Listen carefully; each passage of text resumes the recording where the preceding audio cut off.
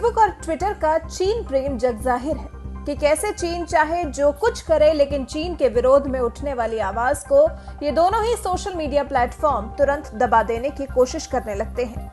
अभी भारत और चीन के बीच में चल रहे विवाद को लेकर भी ट्विटर ने भारत की सबसे बड़ी फूड ऑर्गेनाइजेशन के साथ यही किया, जिसका सालाना राजस्व करीब 5.1 बिलियन अमेरिकी डॉलर है। दरअसल ट्विटर ने अभी हाल ही में अमूल के ट्विटर अकाउंट को रेस्ट्रिक्ट कर दिया, वो भी इसलिए क्योंकि अमूल की एक पोस्ट में टिकटॉक और चीन में बने सामान का बहिष्कार करने का संदेश दिया गया था।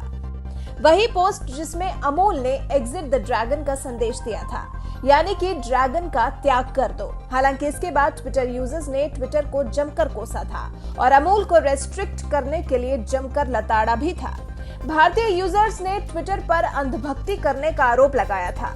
लोगों ने ट्विटर से पूछा था कि क्या वो चीनी ब्रांड है या क्या ट्विटर चाइना से पैसा लेता है, जिसका असर ये हुआ कि ट्विटर को अपना फैसला वापस लेना पड़ा और अमूल के अकाउंट को रीस्टोर करना पड़ा।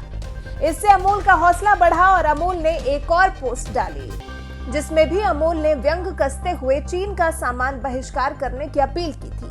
इस पोस्ट में अमूल की बटर गर्ल बॉर्डर पर खड़े होकर चीनी कम करो का संदेश दे रही थी। इस पर अमूल को लोगों से खूब सराहना मिली।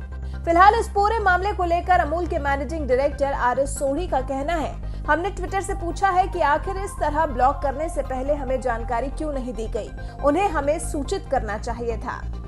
ट्विटर ने जो अमूल पर प्रहार किया, जो एक्शन लिया, वो सिर्फ अमूल पर नहीं था बल्कि भारत के स्वाभिमान पर था, क्योंकि भारत के प्रधानमंत्री नरेंद्र मोदी खुद लोकल के लिए वोकल होने की बात कह चुके हैं और अमूल जैसे भारत के ब्रांड के लिए भारत की जनता पहले से ही वोकल है।